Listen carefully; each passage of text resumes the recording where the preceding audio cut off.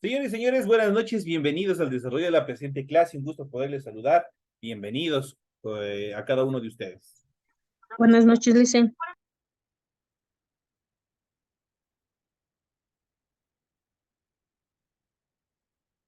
Buenas noches, licenciado. ¿Cómo está? Buenas noches, compañera. Bienvenida.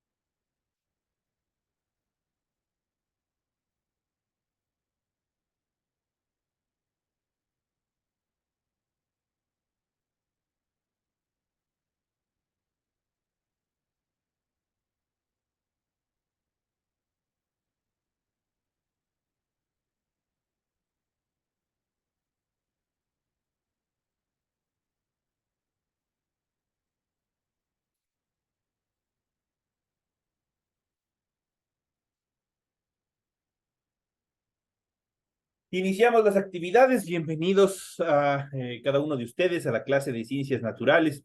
Iniciamos las actividades Buenas noches, correspondientes. licenciado. ¿Cómo está? Muy buenas noches, compañero. Bienvenido. Un gusto, compañero Luis, saludar.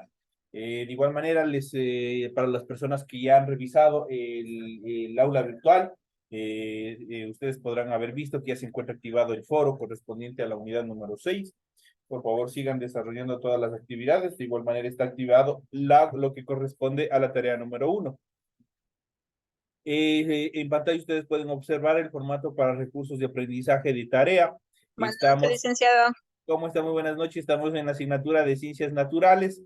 Estamos en el tema, en la unidad número 6, ciclo celular y reproducción, en el tema número 1, y que vamos a ver los procesos de la reproducción humana, la nutrición prenatal y la lactancia son los temas que nosotros vamos a ver.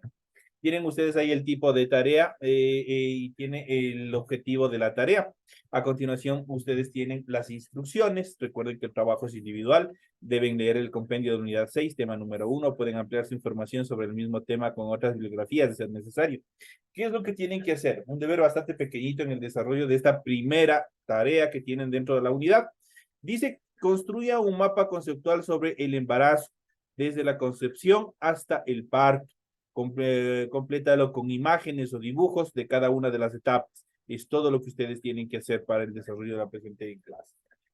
Algo bastante sencillo, bastante fácil, para que ustedes vayan viendo didácticamente cómo tienen que desarrollar. Recuerden que el trabajo se lo entrega de forma escrita, clara y ordenada. Deben utilizar combinaciones de colores, líneas, símbolos e imágenes para ilustrar el contenido.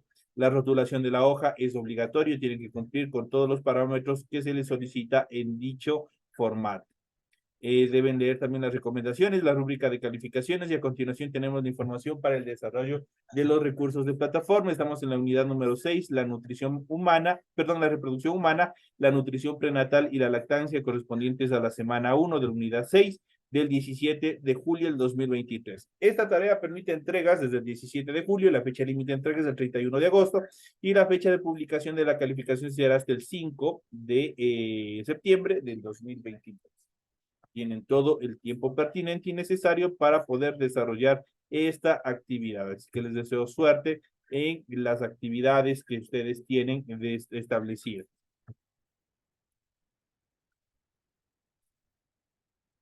Entonces, vamos a ver, vamos a analizar el material que ustedes tienen en su aula virtual relacionado al contenido, relacionado al tema que ustedes van a observar y que tienen ustedes en su material de apoyo. Estamos en la unidad número 6 con el ciclo celular y en esta etapa nosotros vamos a ver el embarazo, vamos a ver cuáles son las etapas, cuál es el proceso dentro de la evolución que tiene el embarazo. ¿Qué es el embarazo? Es el periodo que transcurre entre la implantación del cigoto en el útero hasta el momento del parto.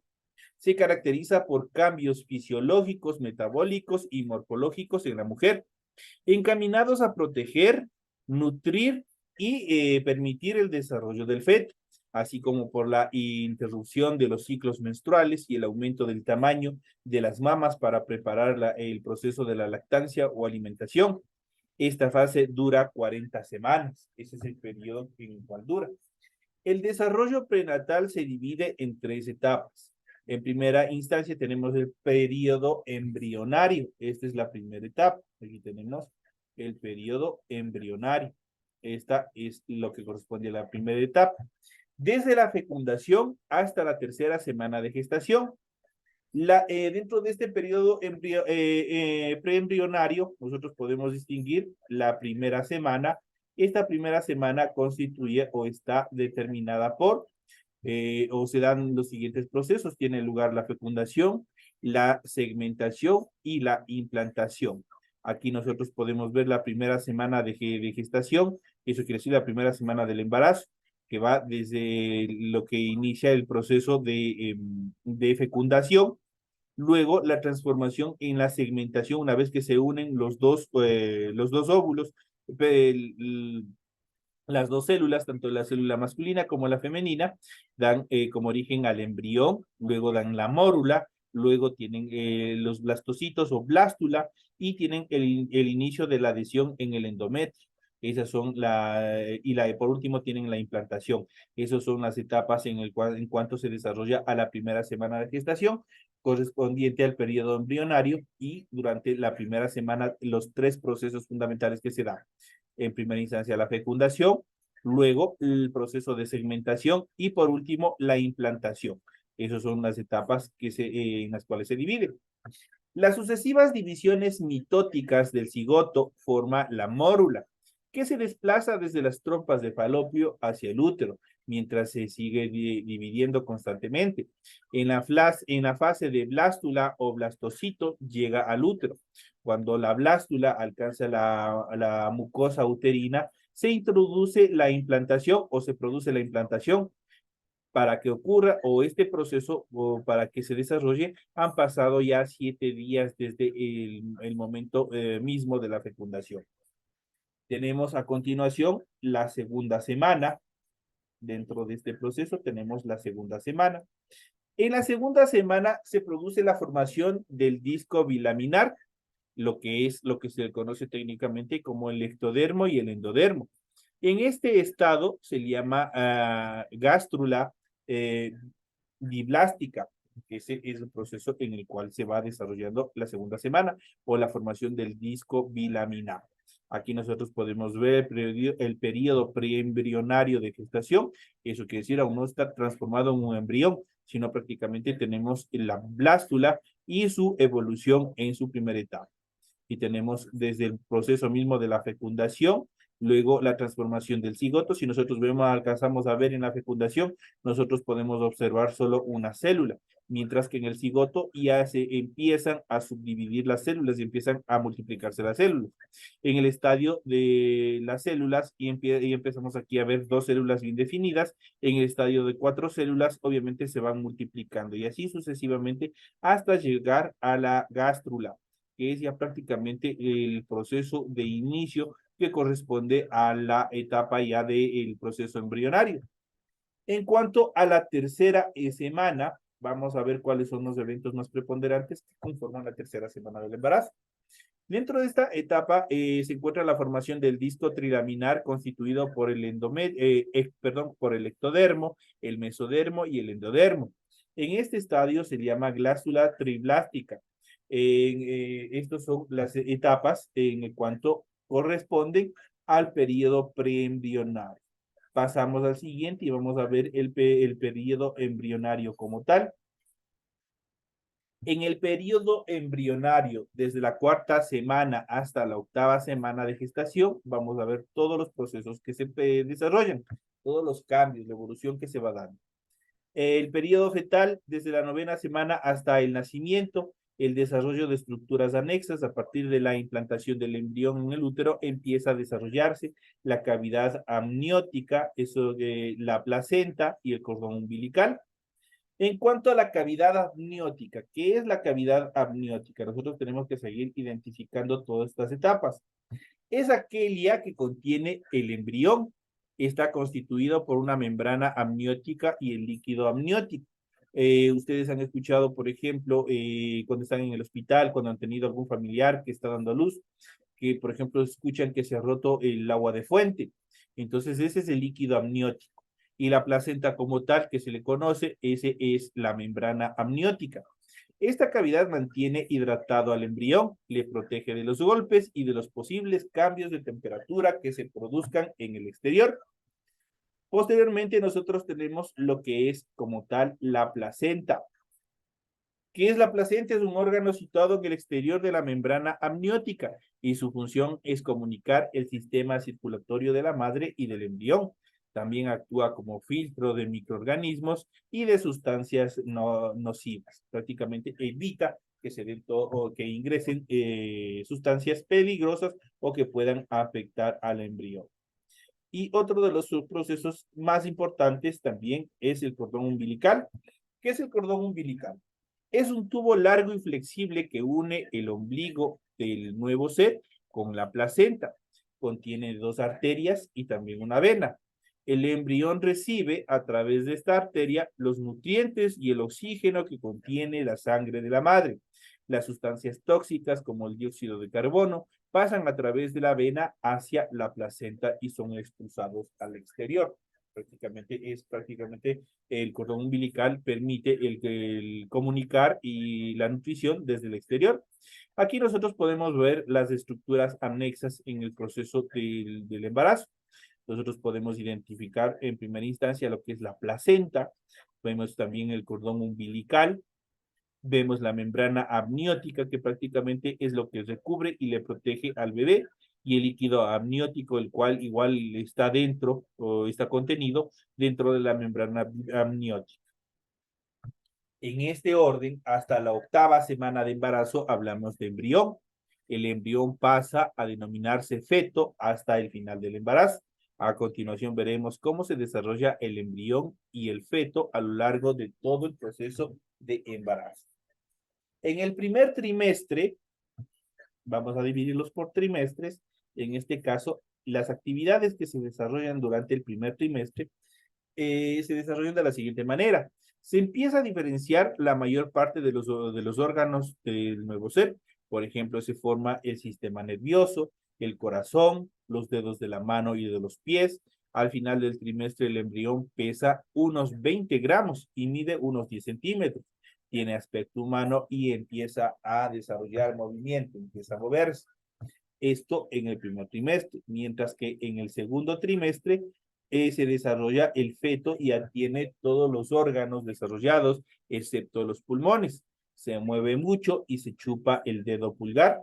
La madre puede percibir los movimientos. Al final del trimestre pesa aproximadamente 900 gramos y mide unos 32 centímetros. En cuanto al tercer trimestre, aquí ya se desarrollan los pulmones. Los pulmones se preparan para respirar. Debido al crecimiento del feto, este ocupa todo el espacio disponible en el útero y se mueve muy poco. Hacia el final del embarazo se sitúa cabeza abajo y se encaja en la pelvis de la madre. En el momento de nacer, el peso medio es de 3 a 3.5 gramos y medirá unos 50 centímetros aproximadamente. Es más o menos la posición que nosotros podemos observar aquí.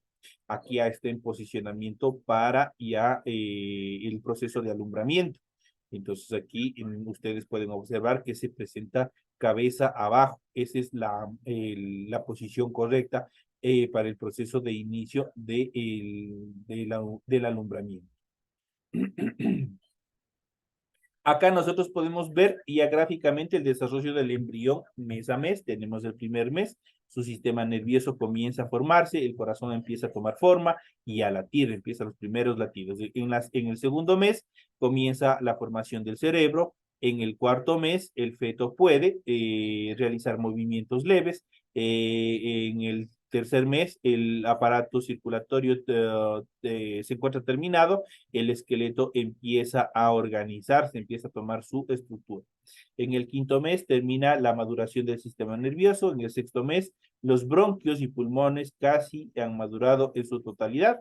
El séptimo y el octavo mes ya posee los órganos necesarios para vivir fuera del útero materno, y el noveno mes el feto completa su desarrollo y obviamente se desarrolla a través del proceso del parto.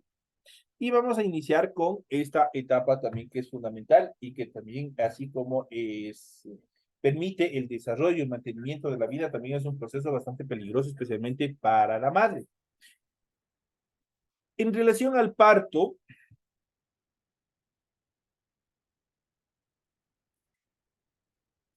transcurrido las 40 semanas del embarazo, tiene lugar el parto.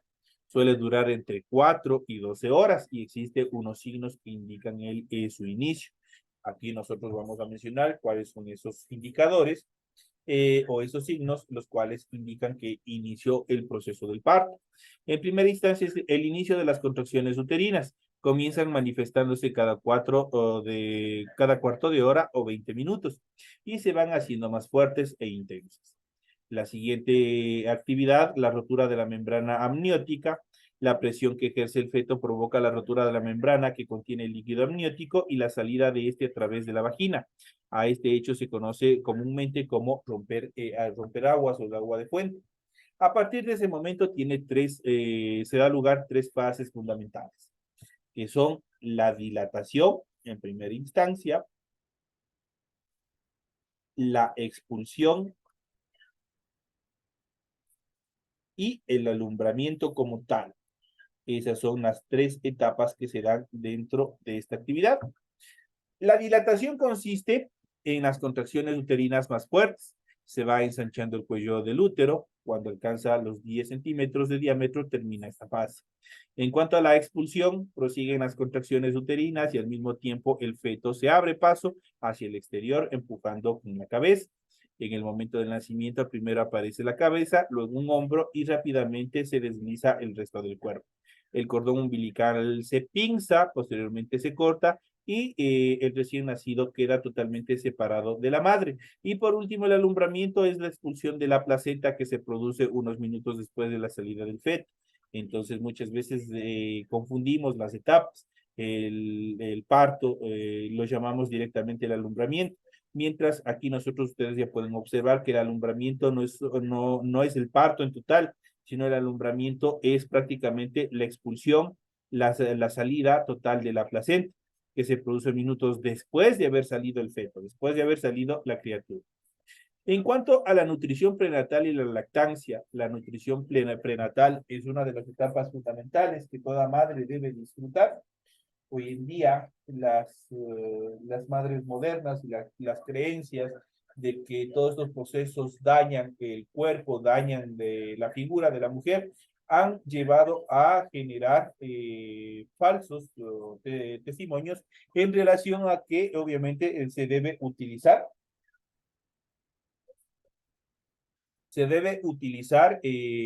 suplementos de leche materna, lo cual es una idea totalmente errónea, debido a que obviamente la leche materna es prácticamente el complemento ideal. Tiene todos los nutrientes, tiene todos los complementos ideales para que se desarrolle el nuevo ser.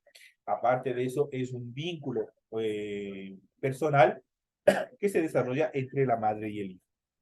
En cuanto a la nutrición prenatal, el estado nutricional de la mujer cuando se queda embarazada y durante el embarazo puede tener una influencia importante en los resultados sanitarios del feto. El lactante y la madre de deficiencias de micronutrientes como el calcio, el hierro, la vitamina A o el yodo pueden producir malos resultados sanitarios para la madre y ocasionar complicaciones en el embarazo. Por eso, obviamente, una mujer que está embarazada tiene que acudir periódicamente hacia el médico, hacia el ginecólogo, para que, obviamente, compensen determinados nutrientes, determinadas vitaminas que irán perdiendo con el proceso del embarazo. Un aumento insuficiente del peso de la madre durante el embarazo debido a una dieta inadecuada aumenta el riesgo de parto prematuro, bajo peso al nacer y efectos congénitos que también se pueden desarrollar durante el embarazo. La educación y el asesoramiento sobre nutrición tienen por objeto mejorar las prácticas alimentarias antes del embarazo y durante este, a fin de mejorar la alimentación materna y reducir el riesgo de resultados sanitarios negativos para la madre y para sus hijos. En ese sentido, la lactancia, dentro de este proceso de la lactancia, las mamas tienen la función de producir y segregar leche para alimentar al recién nacido después del parto. Están constituidas por unas estructuras glandulares denominadas acinos mamarios y por los conductos galactóforos muy ramificados donde se vierte las secreciones de los acinos. Estos desembocan directos todos en los pezones para que obviamente pueda alimentarse el recién nacido. Aquí nosotros podemos observar en cuanto a las glándulas mamarias, tenemos cómo están constituidos, tenemos desde adentro, desde la musculatura, podemos diferenciar la parte roja, tenemos el músculo pectoral, luego tenemos los tejidos adiposos, luego nos podemos observar los acinos, los pezones como tal, la aureola, que es la punta del pezón, y los conductos galactóforos, quienes conducirán la leche hacia los pezones directamente. En la última fase del embarazo, las mamas se preparan para segregar leche. Al nacer el niño, los acinos ya tienen preparada una primera secreción que se denomina el famoso calostro. Este es el primer alimento que toma el recién nacido. Contiene una gran cantidad de proteínas y anticuerpos que le servirá de defensa contra las enfermedades. Posteriormente, la composición de la leche materna varía, ya que contienen más grasa y glúcidos. En ocasiones, cuando la lactancia materna no es suficiente para la nutrición del bebé, se la complementa con leche maternizada, pero eso ya sería un complemento adicional nada más. Por ningún motivo, la leche, el complemento nutricional, las leches que existen en tarros, obviamente van a ser un reemplazo a la leche definitiva de la madre. La lactancia también genera un vínculo de afectividad entre la madre y su hijo, lo cual es fundamental para el desarrollo psicológico del recién nacido, pues a través de este vínculo genera seguridad, genera cariño, genera una serie de relaciones directas con su progenitor. Mecanismos y regulación hormonal de la lactancia. Este mecanismo se basa en la succión que efectúa el recién nacido en el pecho materno. El reflejo de succión es un comportamiento innato de todos los mamíferos, incluidos el hombre. Todos los mamíferos tienen este proceso de reflejo de succión. El estímulo de la succión inicia la actividad del hipotálamo. Este segrega la hormona oxitocina, que provoca la contracción en pequeñas fibras musculares que rodean al tejido glandular de las mamas y producen la salida de la leche materna. La hipófisis produce la hormona prolactina, responsable de la formación de la leche en los acinos mamarios.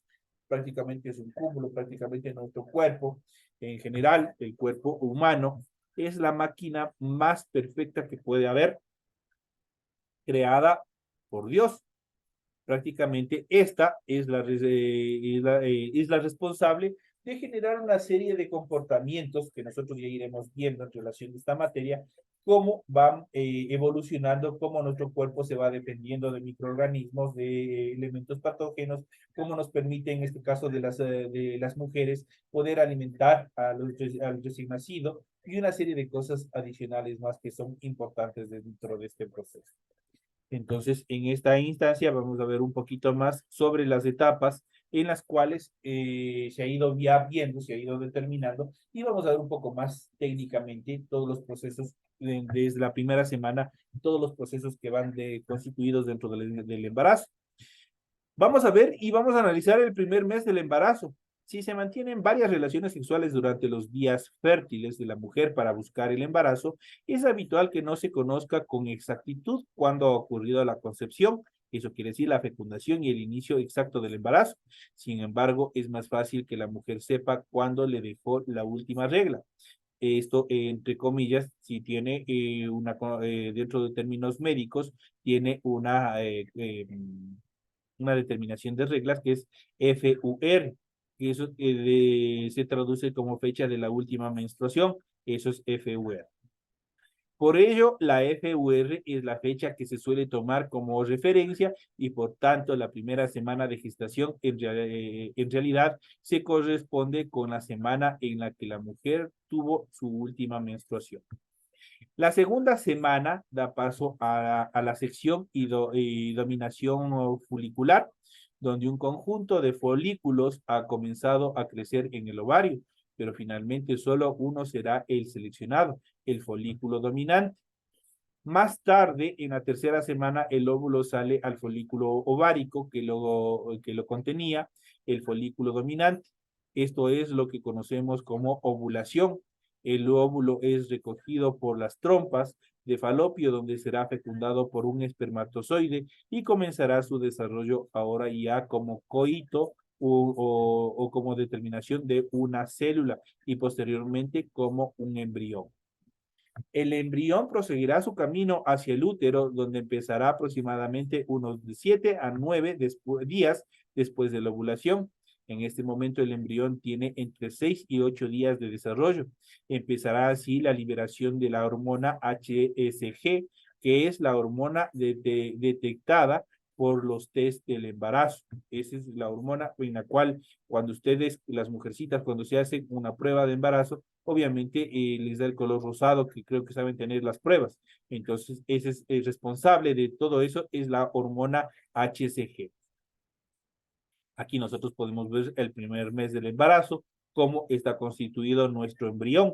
Prácticamente nosotros ya podemos ver aquí, podemos observar la cabeza, podemos observar el cuerpo. No podemos determinar las extremidades todavía, pues obviamente se encuentra en un estado de iniciación.